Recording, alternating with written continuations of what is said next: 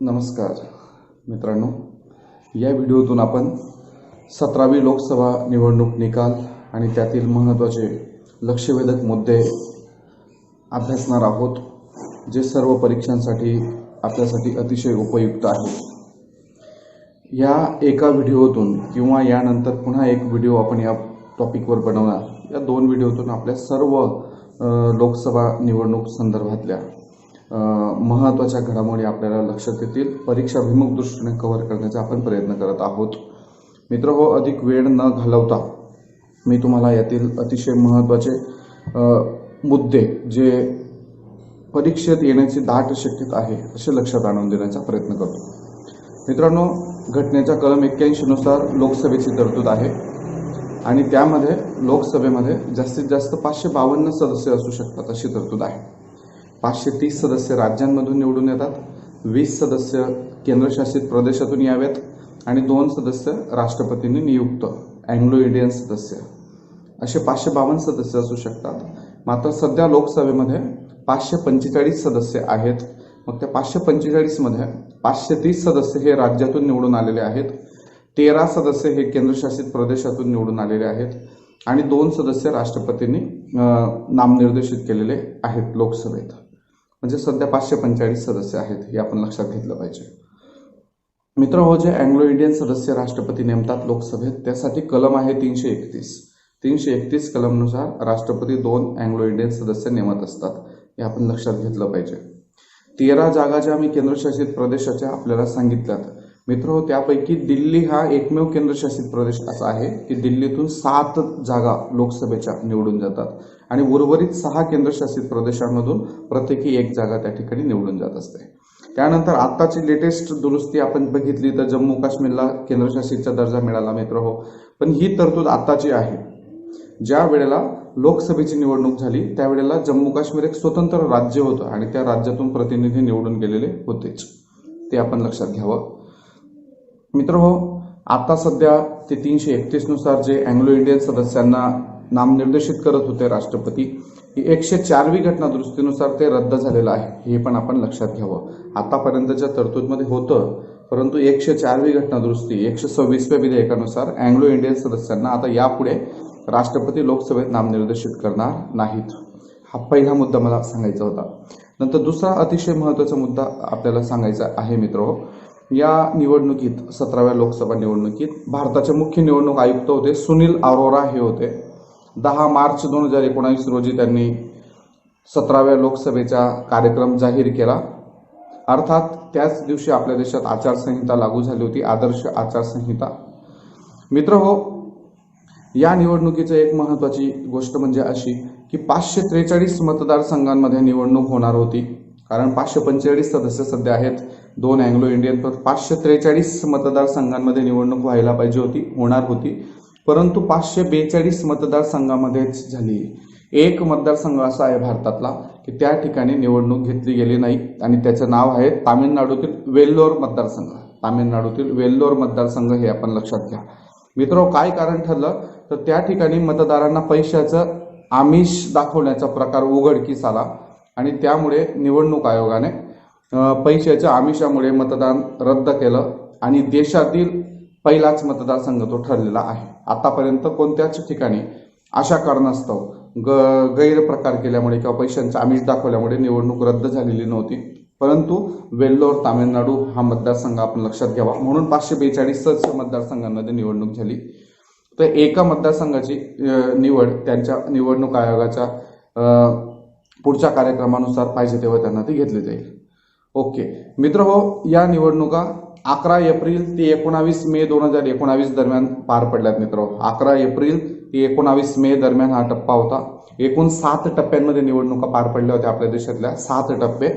आणि 23 मे 2019 रोजी निकाल लागला होता. त्या 542 जागांचा निकाल 23 मे 2019 रोजी लागला होता. मित्र हो, हे जे 7 टप्पे लोकसभेच्या निवडणुकीमध्ये होते मित्रांनो, या 7 टप्प्यांपैकी महाराष्ट्रात 4 टप्प्यांमध्ये निवडणुका झाल्या होत्या, हे आपण लक्षात घ्या. जे एकूण 543 जागा निवडून जातात त्यापैकी महाराष्ट्रातून लोकसभेमध्ये एकूण 48 जागा निवडून जातात मित्र. महाराष्ट्रामध्ये लोकसभेचे 48 मतदारसंघ आहेत आणि 48 मतदारसंघांसाठी महाराष्ट्रात 4 टप्पे करण्यात आले होते. महाराष्ट्रात आतापर्यंत लोकसभेच्या निवडणुकीत 4 टप्पे कधीच करण्यात आलेले नव्हते, फक्त या निवडणुकीमध्ये करण्यात आले, हे आपण लक्षात घ्या मित्रांनो. त्यानंतर अतिशय महत्त्वाचा मुद्दा असा, निवडणुकीचे निकाल लागलेत आणि निकाल लागल्यानंतर आपल्याला माहिती आहे 542 जागांपैकी जवळपास 353 जागा एनडीएने जिंकलेत. एनडीए म्हणजे आपण त्याला म्हणतो नॅशनल डेमोक्रेटिक अलायन्स, आपण त्याला म्हणतो राष्ट्रीय लोकशाही आघाडी. 542 पैकी 353 जागा आणि त्यानंतर यूपीए आपण म्हणतो युनायटेड प्रोग्रेसिव्ह अलायन्स म्हणजेच संयुक्त पुरोगामी आघाडी, यांनी 92 जागा जिंकल्यात, हे आपण लक्षात घ्या मित्रांनो. सगळ्यात मोठा पक्ष ठरला भारतीय जनता पार्टी, हे आपल्याला माहितीच आहे. फक्त भारतीय जनता पार्टीने स्पेशल 303 जागा या निवडणुकीत जिंकल्या मित्र. भारतीय जनता पार्टी आणि काँग्रेसचे मूळ 2 पक्ष होते देशात, त्यांचे 303 जागा भारतीय जनता पार्टीच्या आणि पूर्ण एनडीएच्या 353 जागा आल्यात आणि यूपीएच्या मध्ये एकूण 92 जागा आल्यात, त्यापैकी राष्ट्रीय काँग्रेसच्या आल्यात 52 जागा फक्त, हे आपण लक्षात घ्या मित्र. त्यानंतर या निवडणुकीचं पुन्हा एक पुढचं वैशिष्ट्य मित्रांनो असं की भारतीय जनता पक्षाच्या स्थापना झाली 1980 पासून आणि 1980 पासून त्यांनी या वेळेला सगळ्यात जास्त मतं घेतलीत मित्र. त्यांना एकूण मतदानाचे 37.36% मतं मिळालेले आहेत, जे भारतीय जनता पार्टीच्या इतिहासात एवढे मतं आजपर्यंत कधी मिळालेले नव्हते, हे आपण लक्षात घेतलं पाहिजे मित्रो. आपण महाराष्ट्राचा विचार केला 48 जागांचा, तर 48 जागांमध्ये सर्वात जास्त जागा भारतीय जनता पार्टीच्या निवडून आल्या. 23 जागा भारतीय जनता पार्टीच्या निवडल्यात. त्यानंतर शिवसेनेच्या 18 जागा निवडल्यात मित्र. राष्ट्रवादी काँग्रेसच्या 4 जागा, काँग्रेसचा 1, वंचित बहुजन आघाडी 1 आणि 1 अपक्ष जागा निवडून आलेली आहे, हे आपण लक्षात घेतलं पाहिजे मित्र. भारतीय जनता पार्टी आणि शिवसेना हे दोन्ही एनडीएचे घटक होते आणि त्यामुळे 18 आणि 23 अशी 41 जागा यांच्या निवडून आल्या होत्या, ही गोष्ट आपण लक्षात घेतली पाहिजे. 41 जागा. लोकसभेच्या निवडणुकांमध्ये महाराष्ट्रात नोटा या पर्यायाला सुद्धा 0.90% लोकांनी पसंती दिलेली होती, हाही एक महत्त्वाचा मुद्दा आहे. त्यानंतर महत्त्वाचा मुद्दा मित्र, महाराष्ट्रातल्या 48 जागांपैकी फक्त अपक्ष उमेदवार 1 निवडून आला आहे. मला वाटतं अमरावती मतदारसंघ, खासदार नवनीत राणा हे तिथले अपक्ष म्हणून निवडून आलेले आहेत. भारतात केवळ 4 व्यक्ती अपक्ष निवडून आलेले आहेत आणि त्यापैकी महाराष्ट्रातील ते 1 व्यक्ती आहेत, हे आपण लक्षात घ्या. त्यानंतर महत्त्वाचा मुद्दा मित्र, लोकसभा निवडणुकीमध्ये एकूण 545 जागा ज्या आहेत सध्या, त्यामध्ये बहुमतासाठी आपल्याला 273 जागा असायला पाहिजे. 272 आणि 273 जागा असते म्हणजे आपलं पक्षाला बहुमत असतं आणि आपल्या पक्षाची सत्ता स्थापन होते असं आहे. पण या वेळेला भारतीय जनता पार्टीला 303 जागा मिळून स्पष्ट बहुमत मिळालं होतं, हे आपण लक्षात घ्या. पूर्ण बहुमताने आणि सलग दुसऱ्यांदा सत्तेवर येणारा भारतीय जनता पार्टी हा दुसरा पक्ष ठरला मित्र. तिसरा पक्ष ठरला, पूर्ण बहुमताने आणि सलग 2दा सत्तेवर येणारे म्हणजे नरेंद्र मोदी हे भारताचे 3रे पंतप्रधान ठरले, तसं आहे.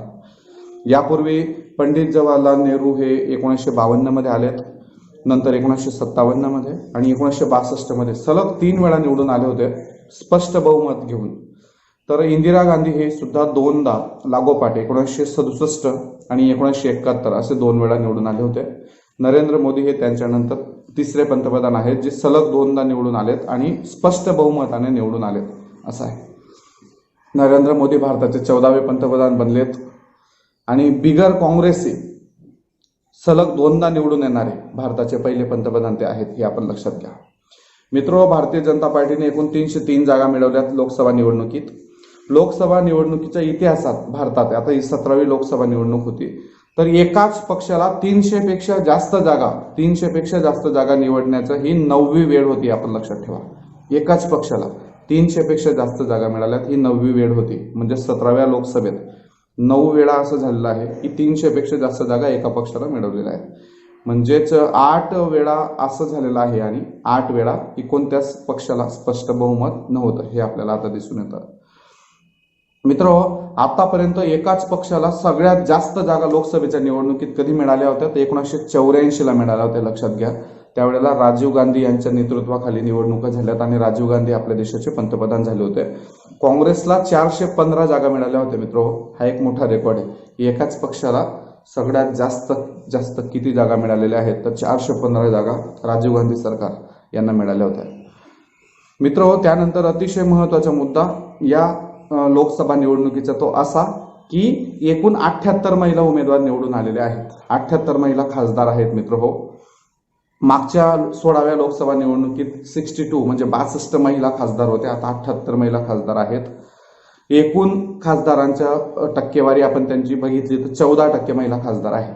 एकूण सगळ्या खासदारांशी 14% त्यांचं ते प्रमाण आहे. इतिहासात लोकसभेमध्ये सगळ्यात जास्त महिला या वेळेला निवडून आलेल्या आहेत हे आपण लक्षात घ्या. सगळ्यात कमी महिला निवडून आल्या होत्या मित्रांनो 9व्या लोकसभेमध्ये फक्त 28 महिला निवडून आल्या होत्या. फक्त 28 महिला 9व्या लोकसभेमध्ये. मात्र 17व्या लोकसभेसाठी एक महत्त्वाचा मुद्दा आहे. 14% म्हणजेच 78 महिला निवडून आलेल्या आहेत. म्हणजे महिलांचं स्थान आपल्याला वाढताना दिसतं. आपल्याला माहिती आहे मित्रो, लोकसभा, राज्यसभा, विधानसभा आणि विधान परिषद या ठिकाणी महिलांना आरक्षण नाहीये आणि आरक्षण नसताना एवढ्या महिला निवडून आलेल्या आहेत. महिला आरक्षण कुठे आहे?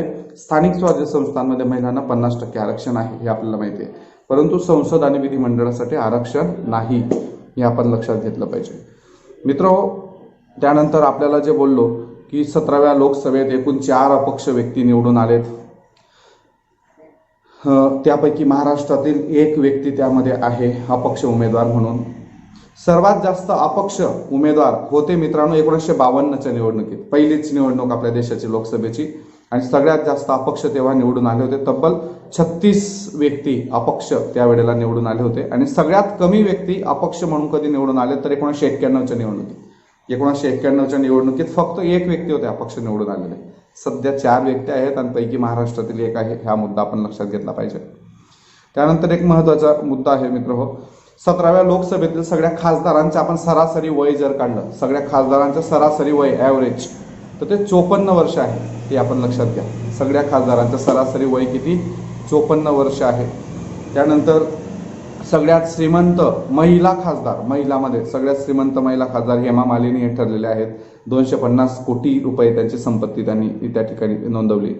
सर्वात वयोवृद्ध आणि महिला खासदार कोण तर आपण प्रेनित कौर हे लक्षात घेतलं पाहिजे. काँग्रेसचे सदस्य आहेत आणि 75 वर्ष त्यांचं वय आहे. त्यानंतर एक लक्षवेधक मुद्दा मित्र हो, सगळ्यात तरुण महिला खासदार कोण आहे या निवडणुकीमध्ये? सगळ्यात तरुण आणि महिला खासदार तर चंद्राणी मुर्मू हे ओरिसातून निवडून आलेत. बिजू जनता दल पक्षाचे आहेत. केवनझार मतदारसंघ त्यांचा आहे. मित्र केवळ 25 वर्ष 11 महिने त्यांचं तेव्हा वय होतं. लोकसभेत उमेदवारी करण्यासाठी किमान वय 25 असलं पाहिजे आणि 25 वर्ष 11 महिने त्यांचं वय होतं आणि ते निवडून आलेत. सगळ्यात तरुण महिला खासदार ते ठरलेले आहेत हे आपण लक्षात घ्या मित्रांनो. त्यानंतर सगळ्यात जास्त मतांनी कोणत्या व्यक्तीचा विजय झाला 17व्या लोकसभा निवडणुकीत? सर्वाधिक मतांनी निवडून आलेत असे व्यक्ती तर CR पाटील हे भाजपाचे आहेत, भारतीय जनता पार्टी, आणि नवसारी मतदारसंघातून गुजरातमधून ते निवडून आलेत मित्र सगळ्यात जास्त मतांनी. आणि सगळ्यात कमी मतांच्या फरकाने निवडून आलेत सरोज भोलानाथ हे भाजपाचे आहेत. उत्तर प्रदेश मछली शहर या मतदारसंघातून ते निवडून आलेत. सगळ्यात कमी मतांनी ते निवडून आलेत मित्रांनो, हे आपण लक्षात घ्या. मित्रहो, लोकसभेच्या निवडणुकांमधील अतिशय लक्षवेधक मुद्दे कोणते ते मी सांगण्याचा प्रयत्न करत आहे. हा आपला पार्ट 1 होता. आता आपण दुसऱ्या पार्टमध्ये पार्ट 2 आपल्याला येईल आणि त्यामध्ये उर्वरित सगळ्या गोष्टी येतील. अशा 2 व्हिडिओमध्ये लोकसभेच्या निवडणुकी संदर्भात सगळे मुद्दे आपल्याला मी लक्षात आणून देण्याचा प्रयत्न करतोय. त्यामुळे पहिला व्हिडिओ जसा पाहिला तसा दुसरा व्हिडिओ पाहायला विसरू नका. पूर्ण व्हिडिओ पहा, आपल्याला निश्चित फायदा होईल. थँक्यू मित्र.